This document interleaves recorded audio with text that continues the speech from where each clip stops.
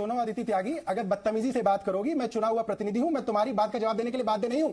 तमीज सीखो और तब तमीज से सवाल करो, तब तुम्हारी बात का जवाब दूंगा। बीजेपी वालों से तमीज से बात करती हो, अपोजिशन पार्टी वालों से बदतमीजी से बात करती हो, ये है आपकी पत्रकारिता। अपनी मेरा क्या काम है सर? तमीज लाइए अदिति त्यागी। मेरी बात में आपको क्लिप वापस भेज दूंगी, दर्शक देख रहे हैं सर। मुझे क्या करना है और क्या नहीं करना वो जनता को डिसाइड करने दीजिए। तुम्हारा लहजा बहुत बदतमीजी बना है, ये बात तुम भी जानती हो। कैसे बात करते हो? बताओ सुभाष चंद्रा, बताओ सुभाष चंद्रा, इसका जवाब क्या होगा? कहां तक जाएंगे सर? अब आप चैनल के। जय हिंद दोस्तों, आज हम इस वीडियो में दो खबरों के बारे में बात करेंगे। पहली खबर जो मैंने आपको एक क्लिप वीडियो स्टार्ट होने से दिखाई है, जी न्यूज के एंकर अदिति त्यागी और आम आदमी पार्टी के प्रवक्ता सौरभ भारद्वाज ने जी न्यूज की एंकर अदिति त्यागी को बहुत तकड़ा लताड़ा है, उसके बारे में बात करेंगे। दूसरी खबर है दोस्तों, 2002 में जो गुजरात में दंगे भड़के थे, वहां पर बिल्किस बानो का गैंगरेप किया और उनके परिवार के 7 लोगों की हत्या कर दी। उन 11 आरोपियों की जो उम्र कैद की सजा थी वो माफ कर दी और उन्हें रिहा कर दिया गया। उस पर दुबई की प्रिंस ने एक बयान दिया है, उसके बारे में बात करेंगे। तो पहली खबर के ऊपर बात करते हैं। पहली खबर है, जी न्यूज की एंकर अदिति त्यागी और आम आदमी पार्टी के प्रवक्ता सौरभ भारद्वाज के बीच में तीखी बहस हुई। दोस्तों, आज सीबीआई ने दिल्ली के उप मुख्यमंत्री मनीष सिसोदिया के घर पर छापा मारा है। छापा जो मारा है वो इसलिए मारा है कि शराब की जो नीति दिल्ली सरकार लेकर आई थी, अब तो वो बदल दी है, नई नीति लेकर आई थी, पुरानी नीति पर ही अब लागू कर दी गई है। तो जो नई नीति लेकर आई थी शराब की, उसके ऊपर सीबीआई ने छापा मारा है कि घोटाला हुआ है, कई सौ करोड़ का घोटाला किया है। मनीष सिसोदिया के ऊपर एफआईआर भी दर्ज कर दी गई है। 15 लोगों के ऊपर एफआईआर दर्ज करी है, जिसमें पहला जो आरोपी बनाया गया है वो मनीष सिसोदिया को बनाया गया है। उसी को लेकर जी न्यूज ने डिबेट रखी थी, जिसमें सौरभ भारद्वाज आम आदमी पार्टी के प्रवक्ता शामिल हुए थे। अब जी न्यूज की जो एंकर है वो अदिति त्यागी जो है वो बदतमीजी से सवाल पूछ रही थी सौरभ भारद्वाज से। सौरभ भारद्वाज ने क्या, अदिति त्यागी पहले तमीज से सवाल करो, पहले तमीज सीखो। आप बीजेपी के प्रवक्ताओं से तो तमीज से बात करती हैं, तमीज से सवाल पूछती हैं, और हमसे विपक्ष के लोगों से आप बदतमीजी से सवाल करती है। मैं आपके सवालों को जवाब देने नहीं बैठा हूँ, यानी बदतमीजी से अगर आप सवाल करेंगी तो मैं जवाब नहीं दूंगा आपके। आप अगर तमीज के दायरे में तमीज से सवाल करेंगे तो मैं आपके हर सवाल का जवाब दूंगा। ये सौरभ भारद्वाज ने कहा। क्योंकि दोस्तों, आज के एंकरों की जो भाषा हो गई है वो विपक्ष को लेकर बहुत ही ज्यादा गंदी भाषा हो गई है, गंदे सवाल करने की आदत हो गई है।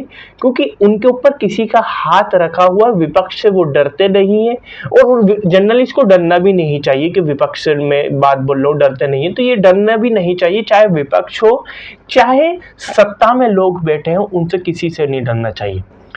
पर दोस्तों, आज के एंकर जो सरकार में लोग बैठे हैं उनसे तो बड़े तमीज से सवाल करते हैं, कोई काउंटर सवाल नहीं पूछते, और जो सत्ता के लोग प्रवक्ता जो बैठे हैं जो भी जवाब दे देते हैं उनको शांति से सुन लेते हैं। अगर विपक्ष के जो प्रवक्ता बैठा है उससे बदतमीजी से सवाल पूछते हैं, चिल्लाकर सवाल पूछते हैं, बदतमीजी करते हैं और काउंटर भी सवाल करते हैं, उसी को लेकर सौरभ भारद्वाज ने कहा कि आप पहले तमीज सीखें और तमीज से सवाल करें, जब भी मैं आपके हर सवाल का जवाब दूंगा। दोस्तों, ये सीबीआई, ईडी, इनकम टैक्स, इन सब का जिस तरीके से दुरुपयोग हो रहा है, जो विपक्ष सवाल उठा रहा है कि बीजेपी अपने नेताओं के ऊपर तो कोई रेड नहीं करवाती है, विपक्ष के नेताओं पर रेड करवाती है। अब जैसे ही विपक्ष के नेताओं पर रेड होती है, वैसे ही गोदी मीडिया के चैनलों पर एक तरीके का, मतलब जैसे मनीष सिसोदिया के ऊपर रेड हो गई है, तो अब ये भ्रष्टाचार यानी घोटाले का पूरा मुलजिम यानी यही जज बन जाएंगे, यही वकील, कोर्ट और ये सजा भी देकर बैठ जाएंगे, और जनता के एक इमेज ऐसी बना देंगे जनता के बीच में कि इन्होंने, मनीष सिसोदिया ने घोटाला करा है। अब दोस्तों, आगे बढ़ते हैं दूसरी खबर को लेकर, बिल्किस बानो को। दोस्तों, 2002 में गोधरा कांड हुआ, जिसमें हजारों लोगों की जान गई, हजारों लोग बेघर हो गए, बहुत ज्यादा संपत्ति का नुकसान हुआ, जिसमें बिल्किस बानो के परिवार के 7 लोगों की हत्या कर दी। और बिल्किस बानो जब उनके परिवार बचकर भाग रहा था, उनके घर के पड़ोसियों ने उन्हें पकड़ लिया, उनके 7 परिवार के लोगों की जान ले ली, हत्या कर दी, जिसमें बिल्किस बानो 5 महीने की प्रेग्नेंट थी, उसका रेप किया, गैंग रेप किया। उसकी बेटी 3 साल की थी बिल्किस बानो की, उसकी बेटी को भी मार दिया। अब 11 आरोपियों को उम्र कैद की सज़ा भी हो गई थी। उन्हीं को 11 आरोपियों को गुजरात सरकार ने माफ़ कर दिया उनकी सज़ा को और उन्हें रिहा कर दिया है। उसी को लेकर हिंदिया कासमी जो दुबई की पेरेंट्स हैं, उन्होंने एक ट्वीट किया। ट्वीट में उन्होंने लिखा है कि देखिए किस तरीके से एक हत्यारों का, एक रेपिस्ट का, यानी गैंग रेप के लोगों का किस तरीके से फूल मालाओं से स्वागत किया जा रहा है, मिठाई खिलाई जा रही है। यही असली एक तरीके से इस्लामोफोबिया का दिखाता है। वहीं जिन लोगों ने एक